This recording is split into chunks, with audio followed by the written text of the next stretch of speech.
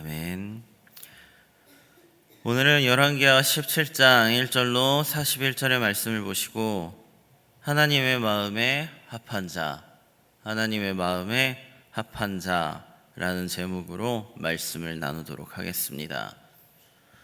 오늘 말씀에 등장하는 호세아는 북이스라엘의 마지막 왕입니다. 말씀은 그를 이전에 많은 이스라엘 왕들과 같이 악한 왕이었다라고 평가합니다. 호세아는 당시의 강한 나라인 아수르에 대하여 반대 정책을 펼치던 베가 왕을 죽이고 왕위에 올랐습니다. 그는 왕이 된 후에 계속해서 아수르에게 조공을 착실히 바쳐가면서 자신의 권력도 유지하고 나라도 지켰습니다. 그러나 나름대로 강대국의 눈치를 보며 안팎을 조율하며 잘 사는 것처럼 보였던 호세아 왕 통치의 9년은 북이스라엘이 멸망의 길로 떨어지는 비참한 시간이었습니다. 이 호세아를 향해 말씀은 그가 악하기는 했어도 다른 왕들처럼 심하지는 않았다라고 평가합니다. 본문 2절의 말씀을 우리 함께 읽으시겠습니다. 본문 2절의 말씀입니다. 여호와께서 보시기에 악을 행하였으나 다만 그 전 이스라엘 여러 왕들과 같이 하지는 아니하였더라. 아멘. 흥미로운 것은 그런데도 그의 시대에 나라의 멸망이 왔다는 것입니다. 그보다 더 악한 왕들의 시대가 아니라 그래도 조금 덜 악한 호세아의 시대에 멸망이 왔습니다. 이 말씀이 무엇을 의미하는 걸까요?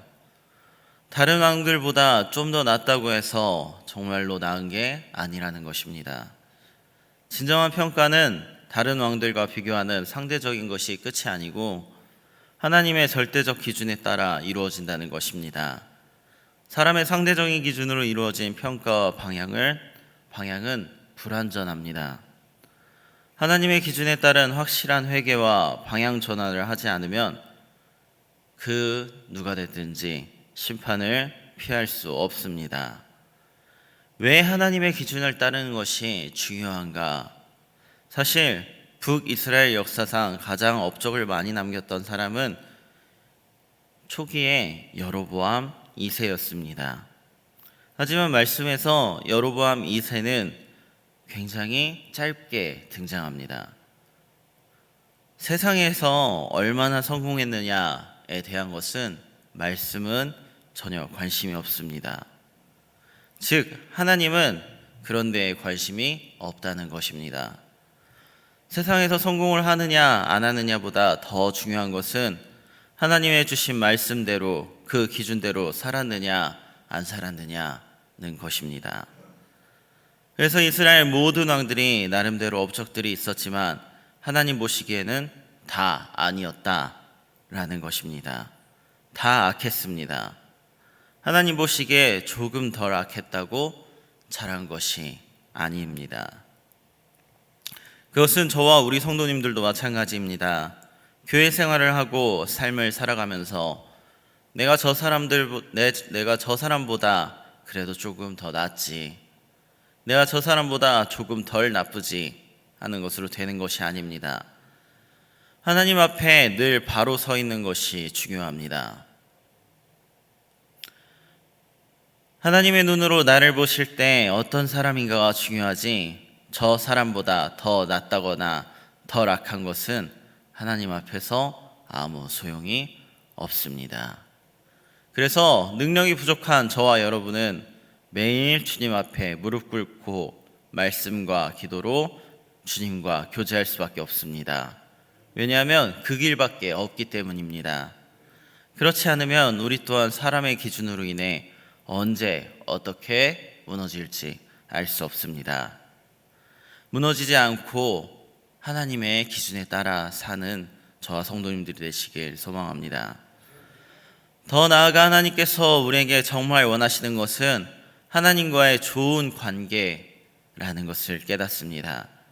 말씀을 읽어보면 구약시대부터 신약시대에 이르기까지 하나님께서 얼마나 그의 백성과 친밀한 관계를 맺고 싶어 하셨는가를 깨달을 수 있습니다. 특히 구약 말씀에 보면 이런 패턴들이 반복됩니다. 하나님은 이스라엘 백성들을 어떻게든 끌고 와서 백성들과 친밀한 관계를 맺고 싶어 하시고, 그런데 이스라엘 백성들은 질리지도 않는지 어떻게든 다른 데로 눈을 돌리고 그러다가, 그럼에도 그중 몇 명이라도 하나님께 눈을 맞추며 나오면 하나님은 너무나 기뻐하시면서 그 중에서도 다윗과 같은 사람을 내 마음에 합한 자라고 하셨습니다. 저와 성도님들 또한 북이스라엘의 많은 왕들처럼 악한 자가 되는 것이 아니라 하나님의 마음에 합한 자들이 되시길 바랍니다. 다시 본문으로 돌아가서 북이스라엘의 멸망의 원인을 제공한 사람이 바로 방금 말씀드린 호세아였습니다. 아수르의 영광을 이룬 정복자 디글라필레셋 3세가 죽자 이전까지 아수르를 잘 섬기던 호세아의 마음이 변질됐습니다. 아수르를 전성기로 만들었던 디글라필레셀이 없는 아수르는 더 이상 옛날 같지 않을 거라고 호세아가 판단한 것입니다. 그래서 이제야말로 오랜 세월 동안 아수르에게 당한 서름에서 벗어날 때라 생각한 호세아는 먼저 아수르에게 바치던 조공을 더 이상 바치지 않는 대담한 결정을 내립니다. 물론 호세아는 아무 생각이 없이 그렇게 한 것이 아니라 당시 중동에서 유일하게 아수르를 견제할 수 있는 강대국이었던 애굽 왕에게 사신을 보내어 자신들을 도와줄 것을 요청하였습니다.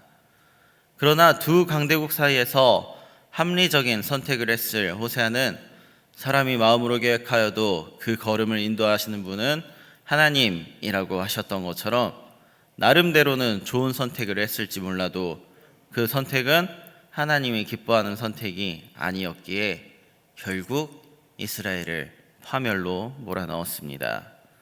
본문 말씀 4절에서 5절 말씀을 함께 읽겠습니다. 본문 말씀 4절에서 5절의 말씀입니다. 함께 읽겠습니다. 그가 애굽의 왕 소에게 사자들을 보내고 해마다 하던 대로 아수르 왕의 조공을 드리지 아니하매 아수르 왕이 호세아가 배반함을 보고 그를 옥에 감금하여 두고 아수르 왕이 올라와 그 온 땅에 두루 다니고 사마리아로 올라와 그곳을 3년간 애워쌌더라. 아멘. 호세아의 이 갑작스런 친애굽 정책은 아수르의 새 왕인 살마네세를 격분하게 만듭니다. 이에 아수르의 대군을 이끌고 와서 이스라엘 수도인 사마리아를 3년간 포위합니다. 그런데 협력을 기대했던 애굽에서는 아무런 지원도 오지 않습니다. 결국 호세아 왕이 항복함으로써 208년 전 여로보암이 세웠던 북이스라엘은 마침내 멸망을 당하여 나라가 없어지고야 맙니다. 저와 여러분에게 갑자기 어떤 상황들이 벌어졌다고 이 호세아처럼 상황의 모든 것을 매몰시키듯 집중하지 않길 바랍니다. 성도에게 가장 중요한 것은 상황이나 사람들에게 집중하고 의존하는 것이 아니라 하나님만 의지하는 것입니다. 하나님은 모든 것을 초월하시는 분입니다. 부디 그 어떤 상황 속에서도 하나님을 의지하는 믿음을 가진 성도님들이 되시길 바랍니다. 반면 하나님을 의지하지 못했던 호세아와 북이스라엘의 백성들을 기다리고 있던 것은 가혹한 시련이었습니다. 이미 수차례에 걸친 아수르의 침공 때마다 수많은 이스라엘 백성들이 포로로 끌려갔지만 나라가 망하면서 다시 3만 명이 또 포로가 되어 아수르에 끌려가기도 하고 선민들의 땅이었던 이스라엘의 다른 민족 사람들을 아수르가 이스라엘 땅으로 이주시키기도 하였습니다. 본문 24절의 말씀을 제가 읽어드리겠습니다. 본문 24절의 말씀을 제가 읽어드리겠습니다. 아수르 왕이 바벨론과 구다와 아와와 하맛과 스발마임에서 사람을 옮겨다가 이스라엘 자손을 대신하여 사마리아 여러 성읍에 두매 그들이 사마리아를 차지하고 그 여러 성읍에 거주하니라. 아멘. 아수르는 정복한 나라의 백성들을 포로로 잡아가서 다른 지역에 흩어버리고 정복한 곳에는 다른 백성들을 대거 이주시켜서 정치적으로 또 인종적으로 분란이 일어날 가능성을 미리 막는 정책을 펼쳤습니다. 이처럼 아수르는 정복당한 민족의 반란을 방지하는 데 총력을 기울여서 반역할 가능성이 높은 지역의 주민들을 멀리 딴 곳으로 이주시켜버리는 강제 이주 정책을 펼쳤습니다. 특히 이스라엘 민족처럼 강력한 민족성을 가진 백성들의 집중되는 힘을 깨버리고 고향 땅에 애착을 갖는 애국심을 자손 때에 가서 아주 말살시켜버리겠다는 그런 의도가 있었습니다. 아수르 입장에서는 이것이 아주 효과적인 정책이었지만 정복을 당한 나라에게는 너무나 가혹한 형벌이었습니다. 지금까지 쌓아온 생활 기반을 모두 빼앗기고 전부 다 처음부터 다시 시작해야 했기 때문에 강제로 이주당한 사람들에게는 반란을 일으킬 만한 여력이 전혀 없었습니다. 아수르는 북이스라엘 백성들을 아수르 전역에 흩어서 이주를 시킨 다음 북이스라엘 수도였던 사마리아로는 다른 이방 민족들을 대거 강제 이주시켰습니다. 이것은 두 가지 불행한 결과를 낳게 됩니다. 첫째, 이렇게 이주해온 이방 민족들과 거기 있던 이스라엘 사람들이 어쩔 수 없이 서로 결혼하게 됨으로써 인종이 섞이게 된 것입니다. 단일 민족의 순수성을 목숨보다 중시하는 이스라엘 사람들에게 이것은 큰 치욕이었습니다. 이 일은 또 나중에 이스라엘 역사 속에서 두고두고 큰 문제들의 원인이 됩니다. 그렇게 민족의 순수성이 유린당하여 유다 사람들의 유대인이 된 것이고 사마리아 사람들은 이방 민족들과 섞여 사마리아 사람들이 되었습니다.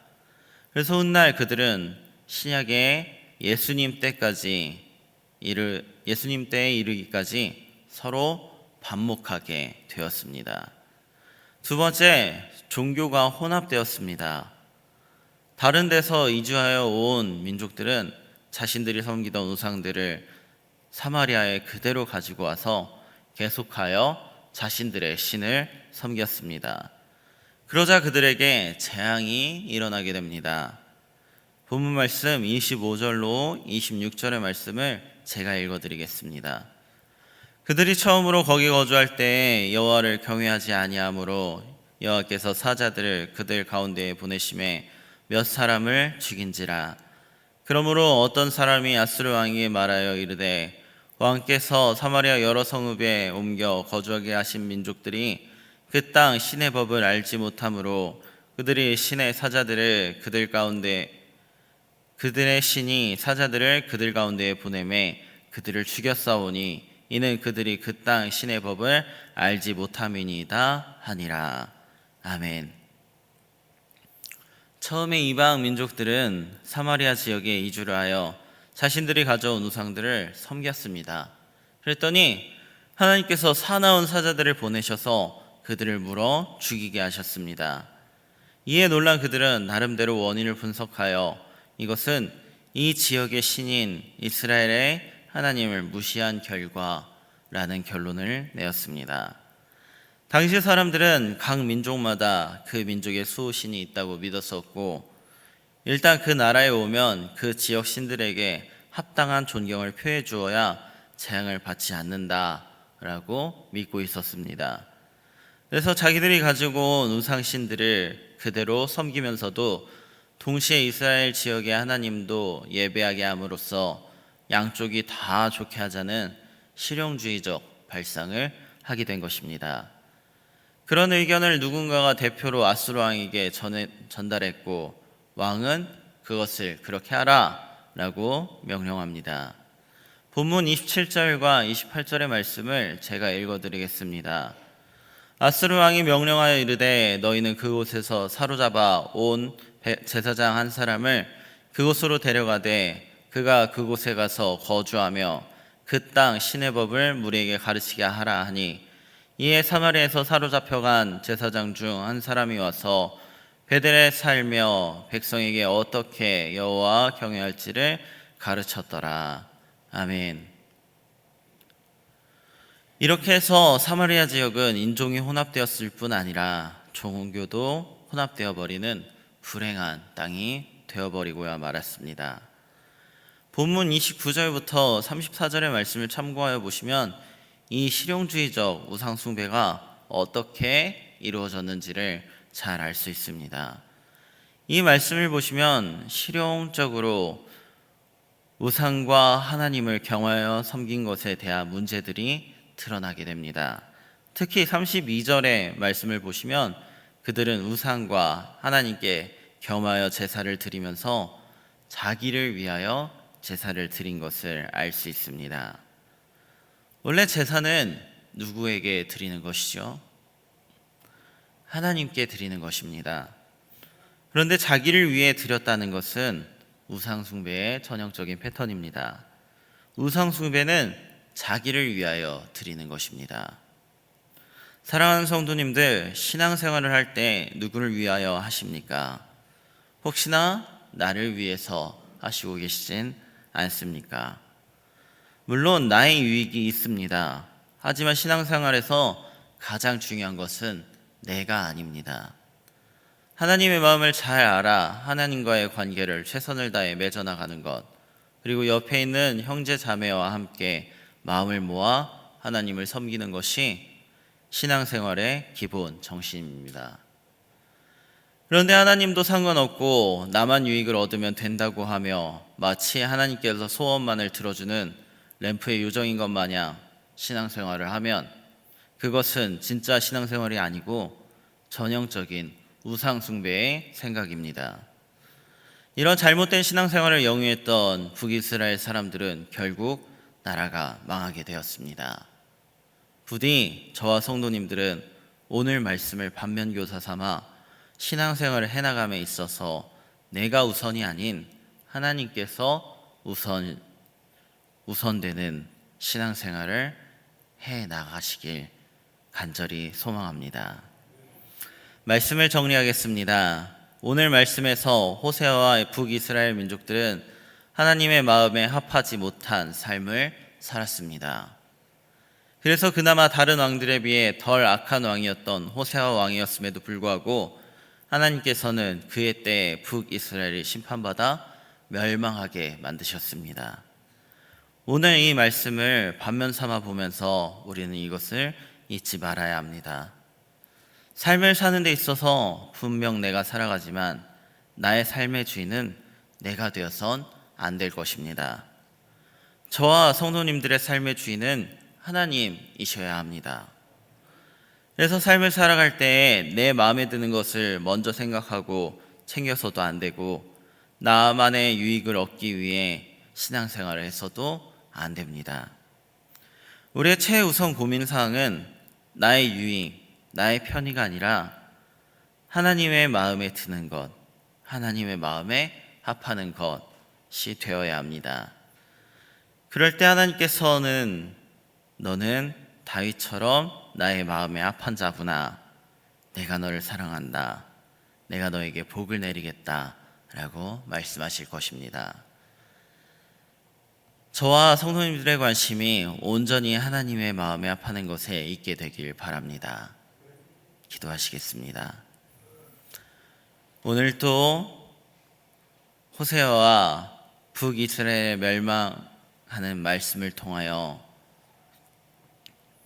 우리에게 하나님의 마음에 합한 자가 되라 말씀하시는 하나님, 우리가 지금까지 삶을 살면서 하나님의 마음에 합하는 것을 신경 쓰기보다 내가 마음에 드는 것, 나 위주의 삶을 살진 않았는지요. 오늘 말씀을 듣고 회개합니다.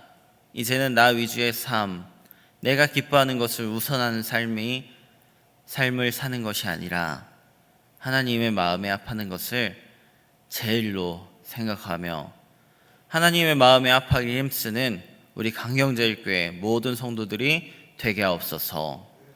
그렇게 하나님의 마음에 합하여 많은 복을 또한 받게 하시고 하나님께서 주실 수많은 복에 대한 은혜를 기억하고 잊지 않아 하나님을 제일로 생각하여 주님 주시는 복들을 가지고 또 주님 위하여 쓰는 복된 강경제일교회 모든 성도들이 되게 하여 주시옵소서. 예수님의 이름으로 기도드립니다. 아멘.